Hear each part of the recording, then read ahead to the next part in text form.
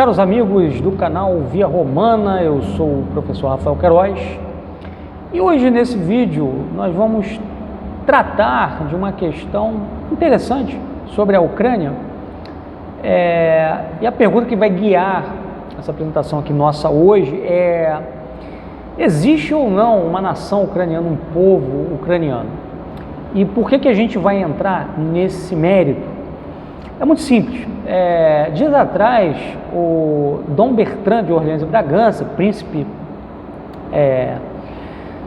e um dos líderes, do movimento monárquico no Brasil, soltou uma nota de apoio à nação ucraniana, onde ele disse alguns, ao meu ver, disparates, como por exemplo, ao afirmar que São Vladimir I é o pai da nação ucraniana, tá? E outro assim, entrar nesse assunto é fundamental porque um dos argumentos mais utilizados pela grande mídia internacional contra a operação russa na Ucrânia é que a Rússia estaria a quebrar a soberania nacional da Ucrânia, como se a Ucrânia fosse uma nação, um povo com direitos históricos, com toda uma ancestralidade que, vamos dizer assim, justificasse a existência de um Estado ucraniano independente, etc. e tal, tá? Então, eu vou trazer aqui alguns elementos históricos sobre a Ucrânia, até para a gente entender certos atores de todo esse conflito que a gente está vendo acontecer entre Rússia e Ucrânia, tá? Então, em primeiro lugar, vamos lá. Eu vou ler aqui com vocês um breve texto que eu fiz, que publiquei no Facebook, à guisa de esclarecimento desse assunto, tá? Então, eu começo da seguinte forma: por que não existe uma nação ucraniana? O erro de Dom Bertrand. Dom Bertrand, na sua nota contra a ação da Rússia na Ucrânia, diz que São Vladimir I é o pai da nação ucraniana, o que é falso, pois nunca existiu um povo ucraniano propriamente dito. Vladimir, é bom lembrar, foi príncipe de Novogárdia e de Kiev, reino que se estendia do Báltico aos Urais, ou seja, um reino que tinha uma extensão que não tem absolutamente nada a ver com a atual Ucrânia, tá? Unindo os Rus, que eram os povos eslavos que habitavam a região de Kiev, dos Urais, da Polônia e da Eslováquia, e que formavam a Rússia de Kiev. Então, a Rússia começa em Kiev, que é hoje capital do estado da Ucrânia, tá bom? Então, não existia no passado, não existiu uma Ucrânia de Kiev, um Estado ucraniano, mas sim uma Rússia de Kiev, tá? Então, de maneira que Vladimir é o pai da nação russa, não da nação ucraniana, que nunca teve lugar, Os ucranianos, na verdade, não existiam, o que existiam eram os Rus, que uniam esses povos aí dessas áreas. Portanto, falar de nação ucraniana, povo ucraniano é um absurdo. E a gente continua. Depois do século XIII, o território da atual Ucrânia se fragmentou, levando os russos, e não os ucranianos, a migrar para Moscou, dando origem ao Grão-Ducado da Moscóvia, depois Principado e depois Czarado. Ou seja, historicamente falando, foi de Kiev que os russos partiram. Então, quando a gente fala de povo russo, a gente está falando de um povo que tem origem ali em Kiev, ali na Ucrânia. Então, a Rússia nasce em Kiev, a Rússia nasce na Ucrânia. Ucrânia é Rússia. Não existe Ucrânia em si, propriamente dito. Ucrânia é Rússia, tá? A região ucraniana, depois disso, foi dividida e governada até o século XX por vários poderes. Então, essa área de Kiev, ela foi uma área objeto de diversas disputas, depois que os russos migraram para Moscou, que era uma região mais protegida, num contexto de ataque em que os povos mongóis, os povos tártaros faziam contra os russos ali na região. Então Moscou era uma espécie de cidade fortificada, região fortificada, né, zona fortificada, também uma região de difícil acesso por causa das montanhas, dos rios, etc., que facilitavam a proteção dos russos, por isso eles migram para ali. Então essa região aí da Ucrânia, né, de Kiev, ela foi dividida pela Áustria-Hungria, né, chegou a governar ali, pelo Império Otomano, também chegou a governar ali na região, pelos czares, né, etc. E só durante a Revolução Russa é que tivemos dois movimentos eclodindo na Ucrânia que buscavam tornar aquela região independente, tá? No caso aí do Império Russo, né? Que antes da Revolução estava sob o domínio do czar.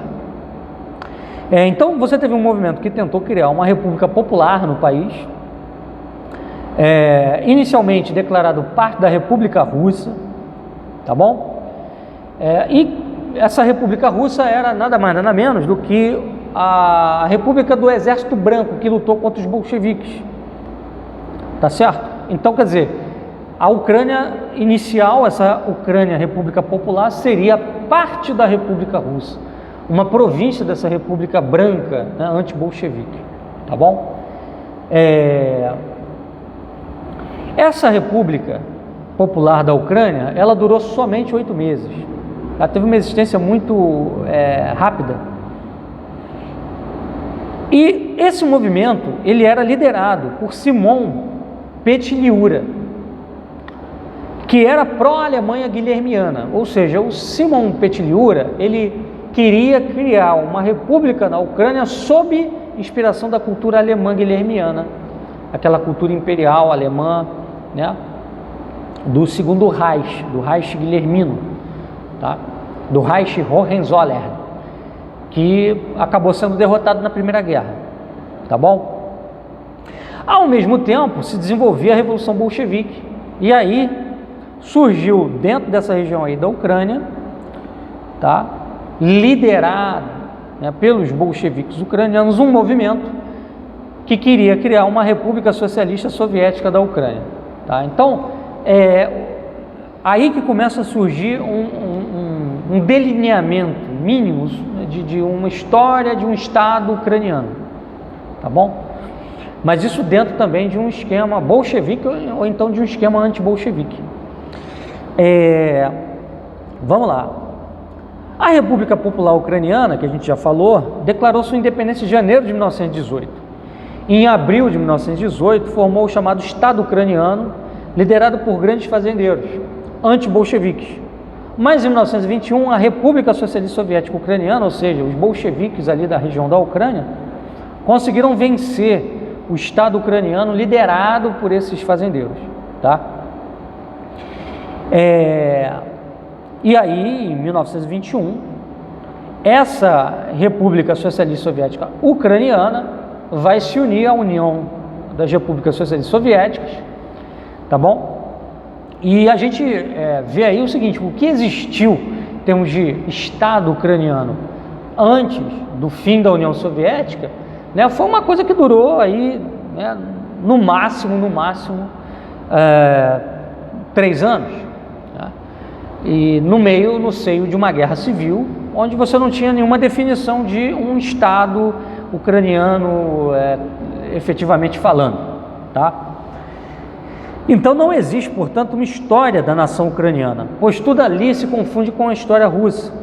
A tentativa de formar uma Ucrânia independente anticomunista não passou de um evento que durou 3 anos e cuja base cultural não assentava na história de um povo ucraniano, com uma identidade permanente ao longo de séculos, mas sim numa confluência momentânea de interesses de algumas classes locais em torno do rechaço ideológico ao bolchevismo e de uma simpatia dessas classes pelo germanismo. Logo, não existe um povo ucraniano, tampouco uma nação ucraniana com traços que a diferenciam das demais, tá? A própria língua ucraniana, ela não passa de um dialeto do russo, uma variante, tá? como podemos ver através da análise do alfabeto ucraniano, que é um alfabeto idêntico ao alfabeto russo, ao alfabeto cirílico, com exceção apenas de 3 letras, tá? Tem uma letra, inclusive, que vem do latim, que é o L na forma de LI, e LI, né? Tem 2 formatos aí, um sem trema e um com trema. Então, quer dizer, é basicamente a mesma coisa que o russo. Então, a língua, que é um dos elementos-chave para formar um povo, ter uma identidade nacional, né? Ao longo de séculos, nem isso, né? A Ucrânia tem propriamente dita. Tem ali uma variante do russo, um dialeto do russo. Então a Ucrânia não existe como nação, não existe como povo. A Ucrânia é apenas um estado artificial, artificioso, de maneira que a gente pode concluir, né, que a Ucrânia é Rússia, e a Rússia tem direito sobre a Ucrânia porque foi a Rússia que deu origem à Ucrânia, né, e não a Ucrânia que deu origem à Rússia. Sem Rússia não haveria Kiev, sem Kiev não haveria Rússia. E a Ucrânia, enfim, é uma farsa completa. Tá bom? Um abraço, até a próxima.